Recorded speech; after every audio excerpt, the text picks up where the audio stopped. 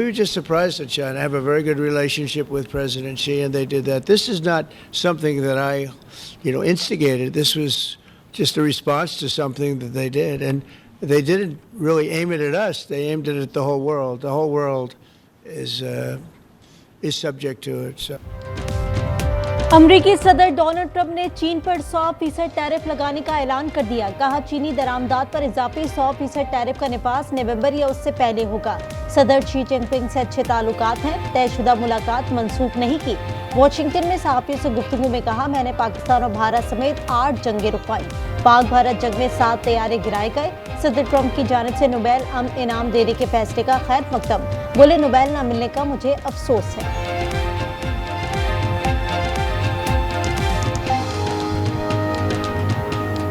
In the case of India and Pakistan, 7 planes were shot down. It was a bad one, and I did it largely through trade. I mean, that one, numerous of them.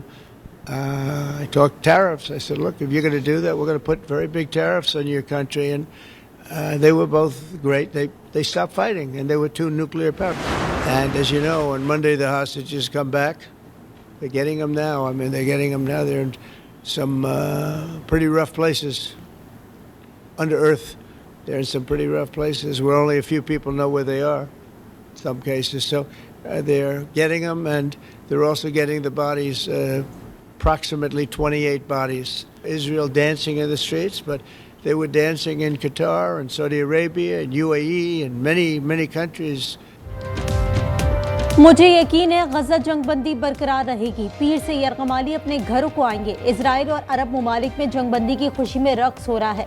सदर Trump अगले हफ्ते मिस्र का दौरा करेंगे। गजा के मामले पर आलमी रहनुमाओं के इजलास की सदारत करेंगे। सदर ट्रंप को इजरायली पार्लियामेंट से खिताब की भी दावत।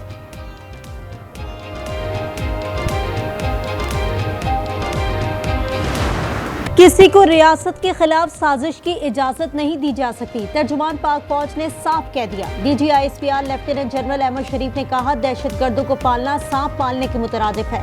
तमाम सियासतदान काबिल एहतराम है, लेकिन कोई फर्द वाहिद समझता है कि उसकी सियासत रियासत से ऊपर है तो ये न काबिल कबूल है। हमें अपनी सियासत में ना लाएं। नौमा अफवाज पाकिस्तान का नहीं, कौम का मुकदमा है।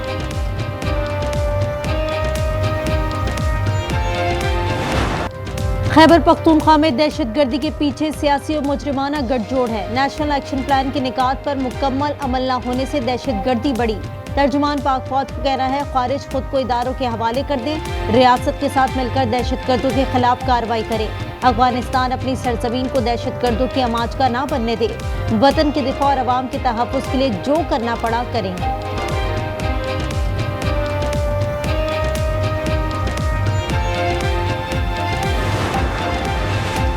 अफगानिस्तान से दहशतगर्दी हुई तो हम दहशतगर्दों को अफगानिस्तान में घुस कर मारेंगे। वजीर दिफा ख्वाजा आसिफ का ऐलान। कहा, अफगान हुकूमत से बामकसद मुज़ाकरात के लिए तैयार हैं, लेकिन पाकिस्तानियों का खून बहाने वाले तालिबान से बात नहीं होगी, बल्कि स्कोर बराबर करेंगे।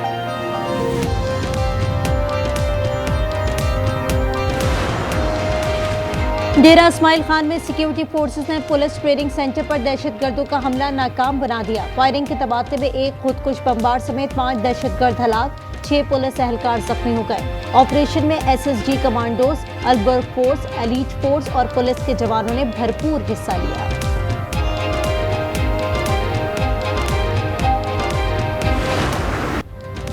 मुल्क में जत्तों की सियासत और मुतालिबात मनवाने की कोई गुंजाइश नहीं। वजीर मुमलिकत बराए दाखिला तलाल चौधरी ने वाज़े कर दिया। कहा, पुरअमन एहतजाज सबका हक है, इंतशार की इजाजत नहीं मिलेगी। TLP एहतजाज नहीं, फसाद फैला रही है। गजा अमन मुआहदे पर खुशियां मनाई जा रही हैं, यहाँ मुजाहरे समझ से बाहर हैं। वजीर दाखिला मोहसिन नकवी का रावलपिंडी फैजाबाद का दौरा। कहा, किसी जत्ते को इस्लामाबाद या किसी और शहर पर चढ़ाई की इजाजत नहीं देंगे।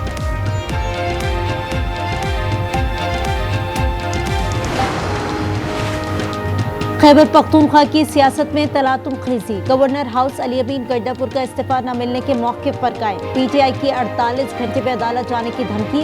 सुहेल आफरीदी की नामजदगी पर कई PTI रहनुमाओं का एतराज। बानी ने मुस्तरद कर दिया। सूबाई असम्बली में जोड़ तोड़ का माहौल। फैसल करीम कुंडी की JUI, ANP और लीगी रहनुमाओं से बैठकें। अली अमीन गंडापुर CM हाउस खाली करके DI खान चले गए। गंडापुर 3 खवातीन की लड़ाई में मारे गए। वजीर आजम के कोऑर्डिनेटर इख्तियार वली की प्रोग्राम रूबरू में गुफ्तगू। कहा सुहेल आफरीदी को रियासत से टक्कर के लिए लॉन्च किया गया। शेर अफजल मरवत बोले सुहेल आफरीदी वजीर आला ना बने तो बदकिस्मती होगी।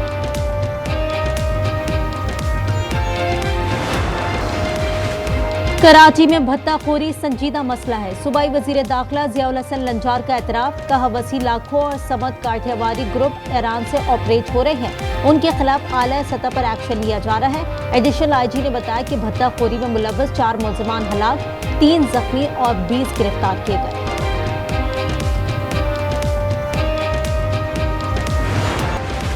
गजा जंगबंदी मुआहिदा नाफिजुल अमल होने के बाद फलस्तीनियों की घरों को वापसी। हजारों की तादाद में फलस्तीनी अपने तबाहाल घरों को लौटने लगे।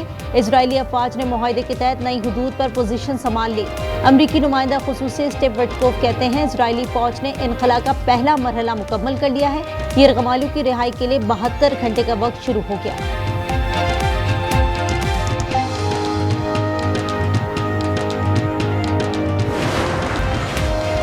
अमन का नोबेल इनाम हासिल करने वाली मारिया कोरिना मचाटो ने अपना इनाम ट्रंप के नाम कर दिया। कहा सदर ट्रंप अमरीकी अवाम और जमहूरी कुव्वतों की मदद दरकार है।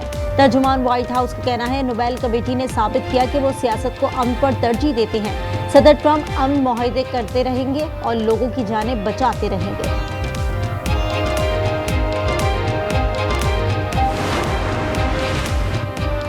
फ्रांसीसी सदर मैक्रोन ने सेबेस्टियन लिकोर्नो को दोबारा वजीर आजम मुकर्रर कर दिया। लिकोर्नो को नई काबीना की तश्कील का काम भी सौंप दिया। लिकोर्नो ने कहा फ्रांस के सियासी बहरान को खत्म करना होगा। फ्रांस के मालियाती नज़्म-ओ-ज़ब्त को बेहतर बनाना तरजीह है।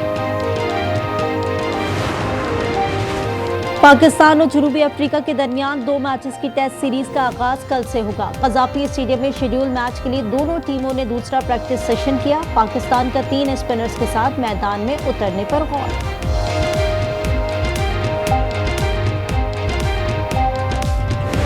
और सऊदी अरब में रियाद सीजन 2025 का शानदार इफ्तिताह। तकरीब में सकाफती परेड और आतिशबाजी का शानदार मुजाहिरा। सैकड़ों गैर मुल्की फनकारों समेत 30,000 से ज्यादा शहरियों की शिरकत। रियाद सीजन 6 माह जारी रहेगा।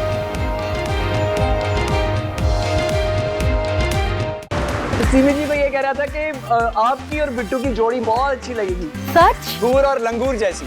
क्या समझ नहीं आ रही, दोनों पीस बहुत खूबसूरत है। किससे शादी करूं? दोनों पीस अच्छे हैं। हाँ प्यारे तो है। जहां शौहर और बीवी की नोकझोंक, तलखियां और गलतफहमियां तो होंगी ही, मगर साले साहब की मुफ्त मिठाई आपका दिल जीत लेगी। खानदानी रिश्तों, मिजाज और जज्बात से भरपूर एक मुनफरिद कहानी। नाशुक्रे सिर्फ आज एंटरटेनमेंट पर, हर इतवार रात 8 बजे।